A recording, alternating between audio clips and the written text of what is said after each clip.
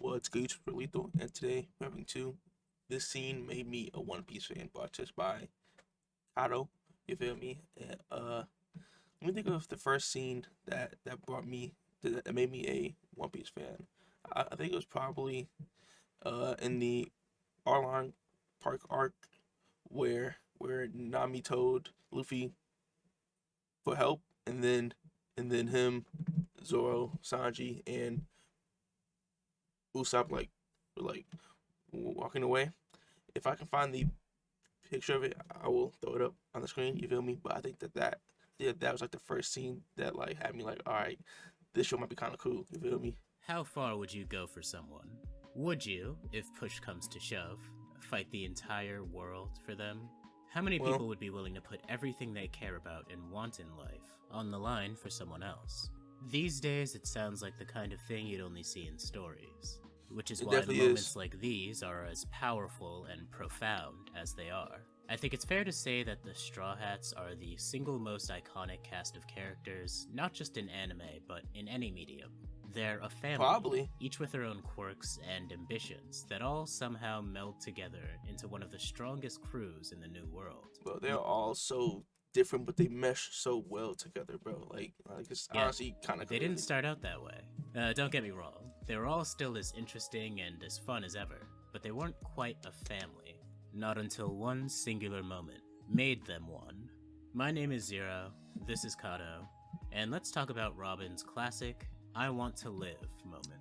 Let's make It's sure such a we're all on fire the same scene. page. Oh my gosh. When Luffy set out across the sea as a pirate, he didn't want to conquer the world or become the strongest pirate alive. Bro, Water 7 leading into the Innis lobby arc, bro. That was, oh my gosh, that He was so wanted to beautiful, follow bro. in the footsteps of two people Those two he arcs looked up back to to more back, than bro. Was anyone like, else. bruh. Red-haired Shanks and the pirate king Gold D. Rogers. For this, he wanted to assemble a crew, or rather, a family, fit for the next pirate king.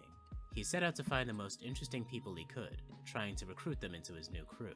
The first person he recruited was the pirate hunter Zoro. The demon. When Luffy found him, Zoro was already sentenced to death in a marine camp. Luffy didn't care about the baggage someone like Zoro would bring with him. He found Zoro interesting, and that was enough. He badgered Zoro until the swordsman joined his crew. This is the same theme we would see with every person Luffy recruited. If he ever saw someone interesting enough, he wanted them to be part of his family. Yet Luffy's ambition wasn't as easy as he might have thought. All of the people he recruited had complex pasts, and sometimes those pasts went directly against the crew as a whole. The first big example of this was with Nami, who, to repay a debt, robbed the Straw Hats blind. This was the first major betrayal by a member of the crew, but Luffy never lost faith. It might be complicated and something he didn't fully understand, but a part of him told him that Nami didn't actually betray them, told him that she still cared. So, what did Luffy do? Well, he went off to save her, no matter what it took. The rest of the Straw Hats followed right behind him, and in the end, the crew was stronger for it. Luffy is even willing to accept when one of the Straw Hats genuinely just doesn't want to be a part of the band anymore. In the Alabasta Saga, Vivi all but became a member of the Straw Hat Pirates. Basically. She laughed with them, cried with them, ate with them. The crew went out of their way to save her entire kingdom from a warlord of the sea. In the end, Luffy gave her a simple choice. If she wanted to join them as they continued to make their way, she could. If she didn't want to, then that was fine too. But they Vivi still eventually family though. chose to stay a At the princess end in her of the own day. kingdom.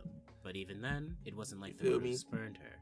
Their last interaction together was a reaffirmation of their friendship. They and still the definitely journey will they have a share. close bond It's if they everything ever a good family should meet be. again, bro. Yet I'm sure we all had the same question. Just how far were the Straw Hats willing to go for one of their own? How high could the stakes get before it all came crashing down? That's where we get to Nico Robin. Robin, from practically the beginning, was someone not meant to survive. Born on Ohara, the island of archaeologists, she followed in her mother's footsteps until she became an archaeologist herself. In the world of One Piece, any research into the past is dangerous, as the world government likes to keep a tight Yeah, grip on they don't any want you to know history that nothing, doesn't bro. go with their narrative. Kind of like in real life. Ohara, an island where people tried to find the true history of the world, was a target. This all came to a head when Robin was just 8.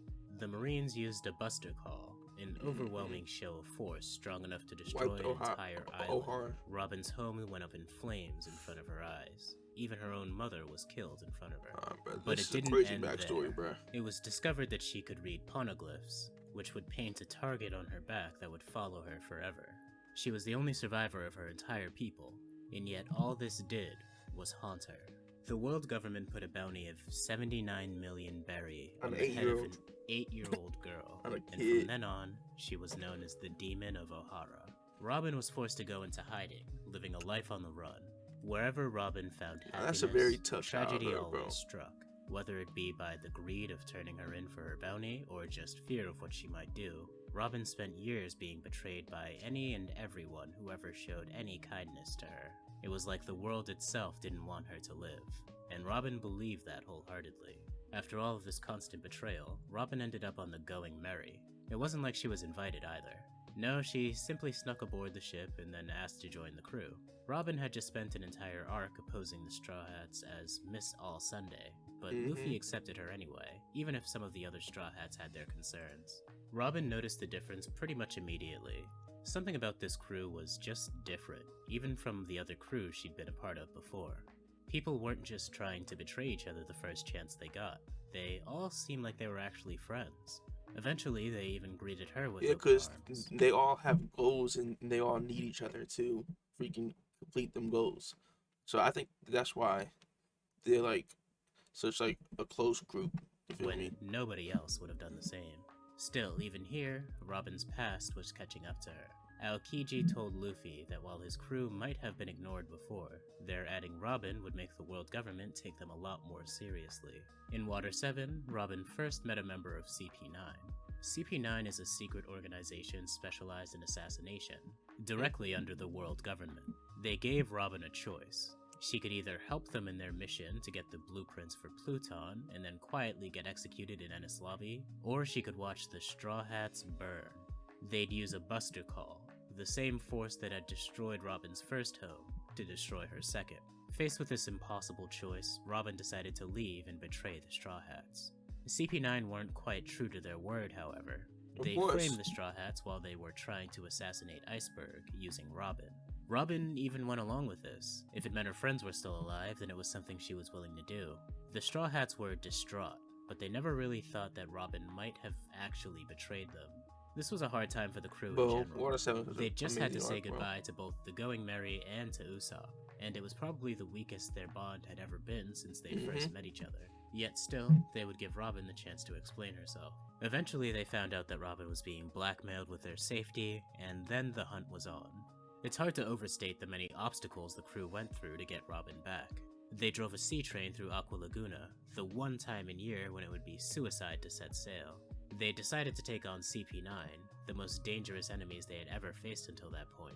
They were prepared to raid Enies Lobby, one of the most fortified structures in the world. Throughout this time, the one thing Robin wanted was to not hurt her friends. She constantly rebuffed Luffy and the others, rejecting their help. Part of it was her not wanting them to get hurt, as she feared reliving the same terrible spectacle from her childhood, a part engraved into her heart almost from the moment she was born. Would the crew one day abandon her for who she was? After all, things wouldn't end with just CP9. Even if the Straw Hats succeeded here, there would be a bounty on her head that would follow her to her grave. What if one day the first friend she'd made in years decided it just wasn't worth all the trouble? What if they ended up abandoning her, as so many people had before? She cried this all out to Luffy, begging them to just leave her alone to her fate. At this moment, in the middle of an enemy fortress, surrounded on every side, what did the Straw Hats do? We all know the answer, and it's one of the most iconic moments in the series. Luffy looked over to Usopp and asked him to burn the world government flag. Usopp didn't hesitate at all, and a second later, the flag that flew declared proudly war over Enies on the world Lobby government was burning. The meaning behind something like this wasn't lost on anyone. Many of the Marines watching thought their attackers might actually be crazy. By burning the flag, the Straw Hats had made the world government their enemy. They'd made sure they'd have a target on their back for the rest of their lives. None of that mattered to the crew, however. Nobody worried about the implication. Luffy's like, now you gotta join us. You feel? Now we all gonna have a freaking target on our back. A final proof that no matter what happened, they would never abandon Robin. Robin saw the fire burn the flag, fire just like the one that had engulfed her home, and yet this one meant hope. Luffy wanted just one more thing. He wanted Robin to be safe, wanted her to say that she wanted to live. This was something that went against everything Robin had ever thought was possible. It was something she hadn't even dared to hope for, even in her own heart. Yet she remembered the words of Jaguar D. Saul, who'd once promised her that she'd find friends willing to stand beside her. That's when we got our most iconic moment, with Robin crying out that she wanted to live. It's that line that people remember. Seems the line so beautiful. That really strikes me happened right after. She doesn't just want to live. She wants to travel the seas with the Straw Hats. Yeah, She I'm wants pretty a sure after life seeing with them. I was hooked. I just This is the started moment binge when the watching the Straw show Hats crazy. forged a bond that couldn't be broken.